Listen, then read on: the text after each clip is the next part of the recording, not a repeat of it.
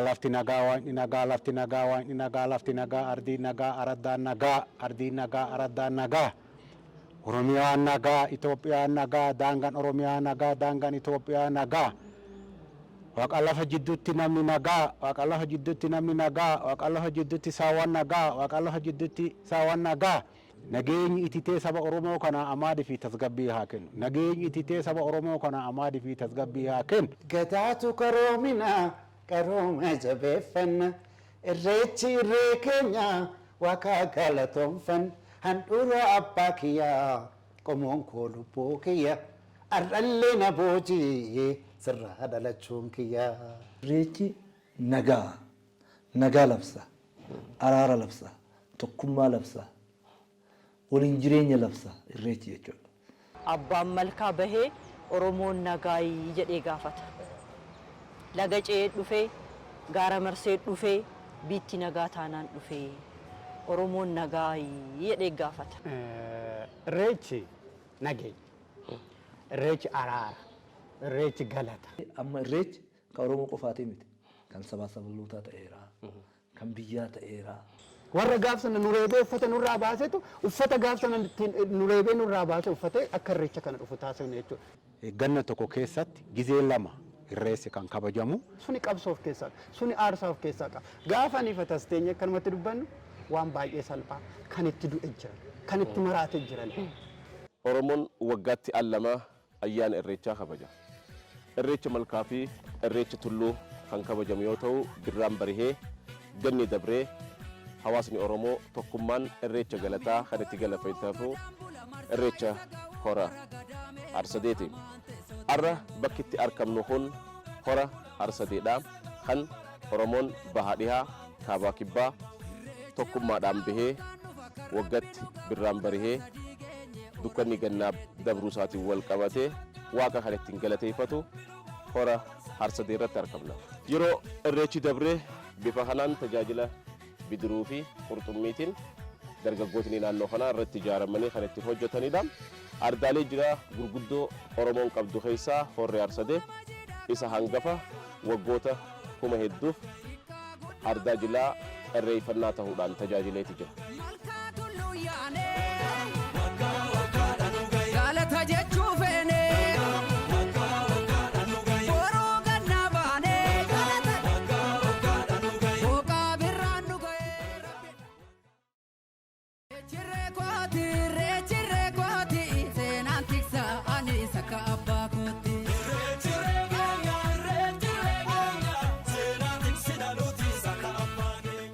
Irreechi soonee gaarii uummanni Oromoo qabu keessaa isa hangafam.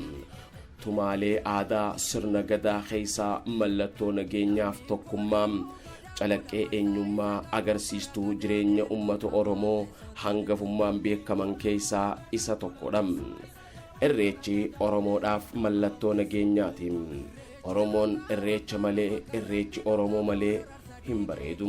Waaqa uumamaay Waaqa caffeetuma Waaqa baareentummaa abdiin teenya suma Waaqa shanan gadaay uumama hunda Waaqsal gambooranaa nuti sitti yaana si malee maal qabna horaatti bobbaana irreecha irreeffanna galata galchanna laalii maree. Ummatni Oromoo saboota Afrikaa irratti ganamaan argamanii fi jiraachaa turan keessaa isa tokkoo fi hangafam. Hidda latiinsa kuushirraa kan waraabaman ummanni Oromoo lafa Nuubiyaa jedhamu biyya Misra har'aarraa hangafim Suudaaniif Itoophiyaa hammachuun jiraachaa akka turan galmeewwan seenaa ni mul'isan. Bara durdurii ummatni addunyaa soodduu harka fiitiin bocanii tolchaniif gaafa sagadan. Oromoon garuu humni addaa samiif lafa uume inni laggeeniif gaarreen uume akka jiru dursee ummata hubateedha. Ummatni ganamumaan qaroomee fi falaasama mataa isaaniin qabuun beekamu Oromoon ummata sirna gadaa addunyaaf gumaache. Ummata sirna guddifannaa addunyaan wal barsiise. Ummanni guddaan kun uumama dinqisiifachuuf jaalachuu caalaa ummata uumaa kadhachuuf galateeffachuun beekamuudha. Oromoon waggoota 3,000 oliif sirna gadaan buluu qofa osoo hin taane irreeffachaa arra akka gahee ragaaleen agarsiisan hedduutu jira. Gaafa Oromoon dachee kanarratti sabni Kuush dachee kanarratti uumame irraa ka'ee kan wajjin jiraataa dhufe kan nagaa baatee dhufe irreecha jechuudha.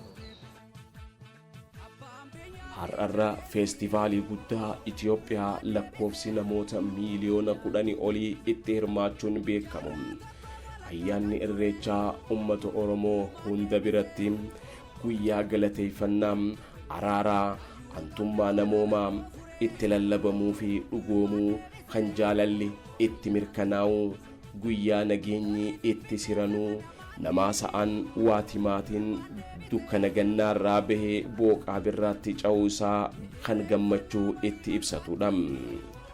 Irreechi aadaalee gurguddoo ummanni Oromoo qabu keessaa isa hangafaa fi sirna gadaa keessatti beekamtii olaanaa qabu akka ta'e abbaan gadaa Tuulamaaf barreessaan gumii abbootii gadaa Oromoo akkanaan himam. Tulluu Baamuudatti bakka amma Finfinnee jiru kan naannoo hora Finfinnee Tulluu Baamuudatti wal argiin areeriin balloon bakkee uummanni Oromoo itti wal ga'u. Wiirtuun siyaasa sirna gadaa immoo odaa nageeti. Oromoon akkasitti walii gale giddugala biyyaa waan taateef Oromoo dhiyaa, Oromoo kaabaa kibbaa, Oromoo lixaa wiirtuun siyaasa sirna gadaa hoggaa tokkotti yoo muudarraa gaddachoo achitti waan tumatee achitti waan kaayatee wiirtuu siyaasa sirna gadaa odaa nabee hoggaa 200 fi waan ta'e tajaajilee jira uummata Oromoo kana wiirtuu siyaasa sirna gadaa ta'e. Oromoon gaafa irreecha kana bahu marga cuqursa qabateet kaabaa kibbaa godinaalee hundaa Oromiyaa guutuurraa dhufe Oromoo qofa osoo hin ta'in jaallattootii fi deeggartoonni irreechaa addunyaarra jiran gaafa san yoo xiqqaate nama naannoo miiliyoona 8 haga 10 ta'uudha kan hirmaatu. Gaafa san namni kun hundi magaalaa kana keessa gahee nagaan ba'uun isaa tokkoffaa nageenyummaa isaati. Inni biraa immoo abbootiin gadaa abbaan malkaa bahee Oromoon nagaayii jedhee gaafata. Laga ce'ee dhufee gaara marsee dhufee biitti nagaa taanaan dhufee Oromoon nagaayii jedhee gaafata. Waaqaa lafti nagaa, waaqni nagaa, lafti nagaa, gadaan nagaa, gadamoojjiin nagaa, maatiin nagaa, waatiin nagaa jedhee gaafata. Nagaa maaliif laga ce'ee nagaan gaara marsee dhufe waan ta'eef jechaadha. Araddaa wal argiiti irreechi. Nagaa qofa osoo hin ta'in araddaa wal argii Oromooti. Oromoon nagaan bara ba'uusaa iddootti ibsu waan ta'eef irreechi nagaadha. Ibsituu nagaa Oromooti, ibsituu nagaa biyya kanaati, ibsituu nagaa addunyaati. Yoo Oromoon nagaa ta'e biyyi kun nagaa ta'a. Kanaaf yoo Oromoon nagaa labse biyyi kun nagaa taati. Kan jedhu waan qabuuf abbootiin gadaa abbaan malkaa bahee Oromoo nagaa gaafatee nagaa ta'uu mirkaneesseeti galaa jechaadha. Saboota Afrikaa ganamaa keessaa tokko kan ta'e Oromoon sirna gadaatiin buluun addunyaa irratti kan beekamu ta'uu isaatiin alatti aadaaf duudhaasaa kunuunfachuun uumama jaalachuuf dinqisiifachuun uumaa isaa galateeffachuuf kadhachuudhaan sabata sodduu harkaan tolfameef sagadee hin beeyne akka ta'e immoo gaazexeessaaf qorataan aadaa Marga Hangaasuu akkanaan ragaa baham. Inni biraa ganamuma irreechi kun akkamitti dhufe akkamitti jalqabee akkamitti biyyi Kuush kanarraa gara kanatti ce'e jedhee namoonni baay'een gaafii gaafatu. Fakkeenyaaf waggoota dheeraan dura addunyaa kanarratti soodduuwwan dhaabanii itti sagadaa turan. Gaafa kana Oromoon malkaa fi tulluurra dhaabbatee waaqa kadhachaa ture. Amantiiwwan soodduuwwan dhaabanii itti kadhatan kun biyya kana galuudhaaf yaalii taasisaa turan.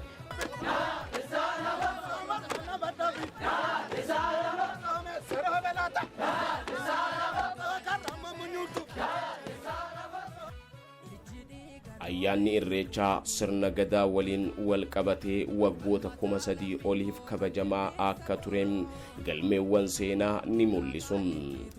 Oromoonni naannoo golga laga Abbayyaa jiraataa turan malkaa Abbayyaatti bahuudhaan bara durdurii akka irreeffachaa turan ni agarsiisa. Irreechi Oromoo waggaatti allama bakka takkaa bahanii kan irreeffatan yoo ta'u irreecha malkaa fi tulluu ja'amuun adda baafamanii jiran. Irreechi tulluu Arfaasaa keessa kan gaggeeffamu yoo ta'u Oromoon tulluutti bahuudhaan kan ittiin kadhannaa gaggeessudha. Yaa Waaqa ganna kana roobdee roobaan nun balleessin, yaa Waaqa caamtee beelaan nun agabsin, rooba nagaa nuu roobi, waatii maatii keenya nagaa nuu godhi jechuudhaan dukkana gannaa akka nagaan isaan dabarsan kan ittiin kadhatan irreecha Arfaasaatiin. Waatiin Bitootessaa tun immoo irreessa Abraasati. Irreessi Abraasaa kun immoo kan kadhatan kan kadhannaati jechuudha. Kan kadhannaa akkamitti hoggattoo kadhatan hoggattoo jettu yoo bonni namatti hammaate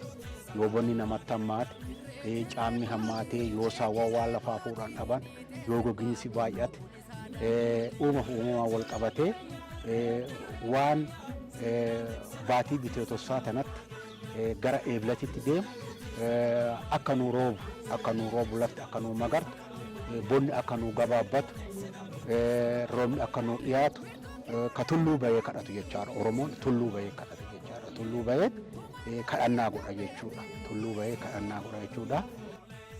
Ganni roobee leegni guuteem margi margee qonni qotameem waa hundi erga dabree birraan dhufam.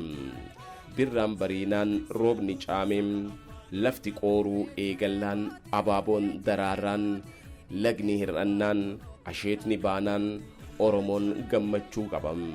Yeroon kun isaaf waan addaatim.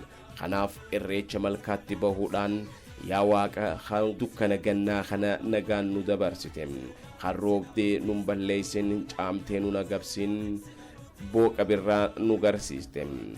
Galata kee jechuudhaan malkatti bahanii galateeffatan.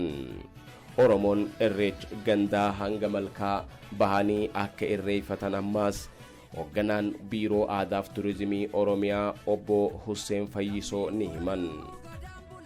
Irreechi sirna gadaa Oromoo keessaa ayyaana guddaa fi uummanni Oromoo itti kabajatu keessaa isa tokkodha.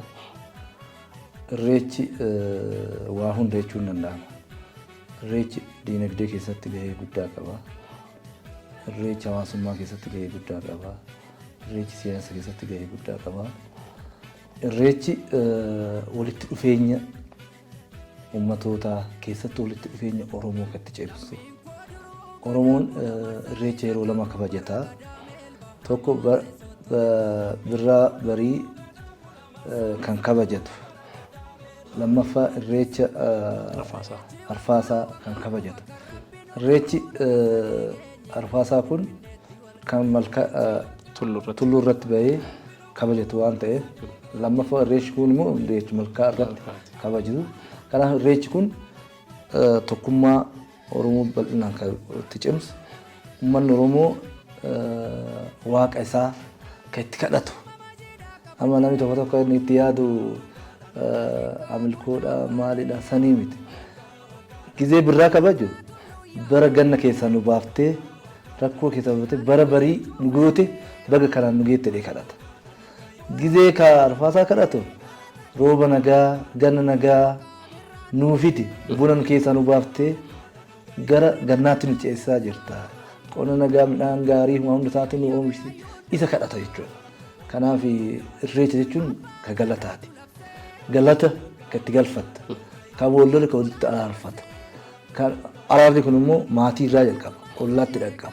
Akka naannootti dhaqqaba. Akka waliigala Oromootti dhaqqaba. Kanaaf irreechi kana keessatti immoo miidhagina aadaa uffannaa, aadaa nyaataa, aadaa walitti dhufeenyaa kan itti argamu irreechi mallattoowwan adda addaa kanneen ibsamaa jechuudha.